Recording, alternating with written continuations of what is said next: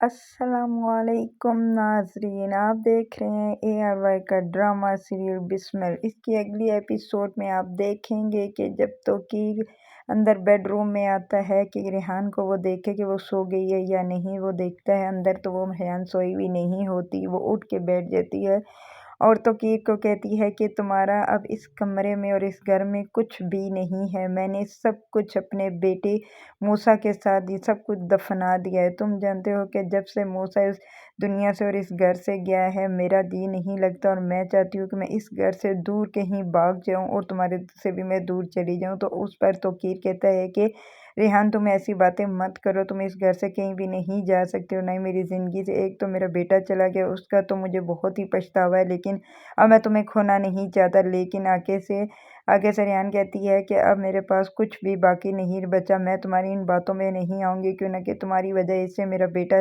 इस दुनिया को छोड़ के चला गया। तुम जानते थे कि मैं अपने बेटे के बगैर नहीं रह सकती। दूसरी तरफ देखेंगे कि जब तौकीर जाता है अपने ऑफिस में और वो अपने बेटे की तस्वीरें देखकर परेशान और रोता है और वो कहता है कि एक इंसान एक ख्वाब देखा और वो उसको छोटे से ख्वाब को उसने पाला और छोटे से उसे बड़ा किया हो और फिर उसे अपने हाथों ही से मिट्टी के नीचे दफन कर दिया हो, तो उस बंदे पर क्या बीतती है। क्या वह उसको नींद आती है, उसकी आंखों में से नींद उड़ जाती है और वो नींद क्या वो उसके उसके पास तो कुछ भी नहीं रहता, क्यों ना कि उसने तो बहुत से ख्वाब सजाए होते हैं अपने बच्चों के लिए। जब वो ख्वाब ही चकनाचूर हो जाएं तो क्या वो इंसान ज़िंदा रह सकता है? वो ज़िंदा तो ज़रूर होता है, लेकिन वो अंदर से मुर्दा होता है। ये सोच सोच के वो इतना परेशान हो जाता है।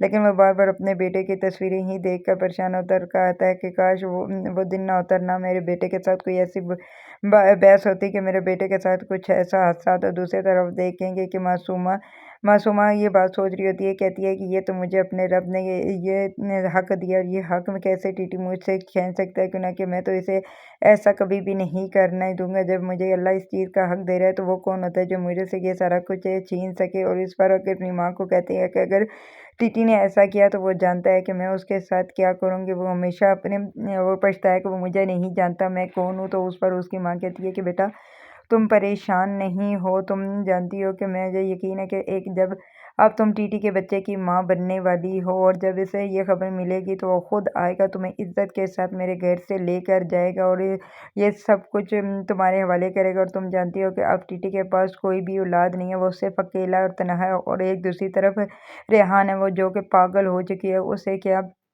उसका तो कुछ भी नहीं है। इसलिए मैं चाहती हूँ कि अब जो तुम्हारा बच्चा होने वाला है वही टीटी के का कारोबार का वारिस बनेगा। इसलिए तुम परेशान ना हो। और क्यों ना कि उसकी माँ की और मासूमा की लालच फिर से जाग उठती है और वो चाहे यही खुश हो रही होती है कि अगर हमने ये मेरा बच्चा पैदा हो गया, अगर इसके मासूमा का बेटा हो गया तो ये सब कुछ टीटी उसके नाम कर देगा, टीटी नाम कर देगा। और उस पर उसकी माँ कहती है कि बेटा तुम परेशान ना हो, तुम तो आने वाले वक्त की शहंशाह की माँ हो, क्यों ना कि तुम ही सिर्फ टीटी को वारिस दे सकती हो और उसके ये कारोबार और जायदाद का वो मालिक बन सकेगा। इसलिए मैं जो तुम्हें कह रही हूँ तुम वही करो। तुम परेशान हो, एक दिन तुम देखना खुद ही टीटी आकर तुम्हें यहाँ से ले जाएगा। दूसरी तरफ तो कि ये भी सोचता है कि अगर ये बात मासूमा माँ बनने वाली अगर मैं उसे घर वापस ले आता हूँ और ये मैं सब कुछ रेहान को बताता हूँ तो क्या वो रेहान बर्दाश्त कर सकेगी? क्यों ना कि रेहान कभी भी ये बर्दाश्त नहीं करेगी कि मासूमा बच्चे की माँ बनने वाली। क्यों ना कि जब उसकी गोद उजड़ गई और उसका जवान बेटा इस दुनिया से चला गया और वो कैसे बर्दाश्त कर सकती है कि मासूमा माँ बने, क्योंकि ये सब कुछ मासूमा ही की वजह से हुआ था।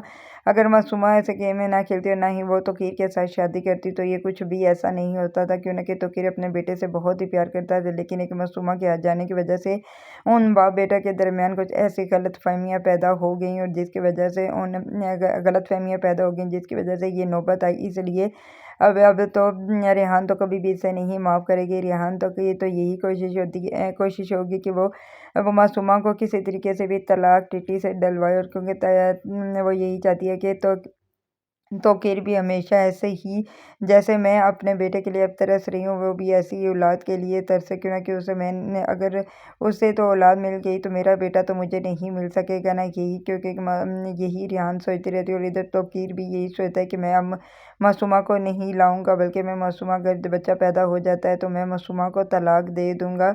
और इधर उसकी माँ और उस मासूमा के दिल में तो यही लड्डू फूट रहे उठते होते हैं कि तुम देखना, जब तौकीर को ये पता चल जाएगा कि वो उसके बेटे की माँ बनने वाली है तो वो तो आकर इसे खुशी से लेके जाएगा। उन्हें ये नहीं पता कि अब वो रेहान को कभी भी धोखा नहीं देगा। वो रेहान की इस हालत की वजह से मासूमा को तलाक तो दे सकता है, लेकिन रेहान को नहीं छोड़ सकता, क्योंकि रेहान का अब दुनिया में कोई भी नहीं है सिर्फ तौकीर के सिवा। क्योंकि अगर तौकीर भी अब रेहान का ख्याल नहीं रखेगा तो रेहान कहाँ जाएगी, रेहान कहाँ जाएगी। इसलिए रेहान के पास तो अब सिर्फ तौकीर के सिवा कोई भी नहीं होता, क्योंकि वो तो यही चाहती है अगर तौकीर उसे इजाज़त दे तो वो ये इस घर बार को सब कुछ छोड़ के कहीं दूर भाग जाए। और वो तो कहती है कि मैं इस घर में रहती हूँ तो मुझे सिर्फ अपने बेटे की आवाज़ें ही सुनाई देती हैं, और मुझे लगता है कि कहीं वो इधर से आ रहा है, वो उधर से आ रहा है, और मुझे हर तरफ से आवाज़ें ही दे रही होती हैं। और मैं क्यों कि ये नहीं चाहती कि अब मैं यहाँ पर रहूँ और मैं मज़ीद पागल हूँ, इसलिए मैं इस घर को और तो मेरी ज़िंदगी से कहीं दूर चले जाना चाहती हूँ। तो उस पर तौकीर से कहता है कि तुम ऐसी पागलों वाली हरकतें मत करो रेहान, समझो दुनिया का, और समझो कि अब हमारा बेटा इस दुनिया में नहीं रहा, इसलिए अब हम दोनों को एक दूसरे का सहारा बनना है। और तुम चाहती हो ना कि मैं मासूमा को तलाक दे दूँ, मैं ये देखना मैं मासूमा को तलाक भी दे दूँगा, लेकिन तुम ठीक हो जाओ, तुम अपने आप को संभालो तो सही। लेकिन आगे से रेहान कहती है कि तुम यहाँ से चले जाओ, मुझे तुम्हारी कोई हमदर्दी की ज़रूरत नहीं है। मैं जानती हूँ ये सब कुछ तुम ऐसे ही कर रहे होते, अगर तुमने ये पहले किया होता तो मेरा बेटा आज मेरे साथ होता। और तुम ये सब कुछ जानते थे कि मैं अपने बेटे के अलावा एक मिनट भी बेटे के बगैर नहीं रह सकती, लेकिन तुमने ये एहसास नहीं किया। तुमने जाके मासूमा से शादी कर ली, और जाओ अब मासूमा के पास चले जाओ, मुझे तुम्हारा साथ नहीं चाहिए। लेकिन आगे से तौकीर कुछ भी नहीं बोलता, वो जानता है कि अभी भी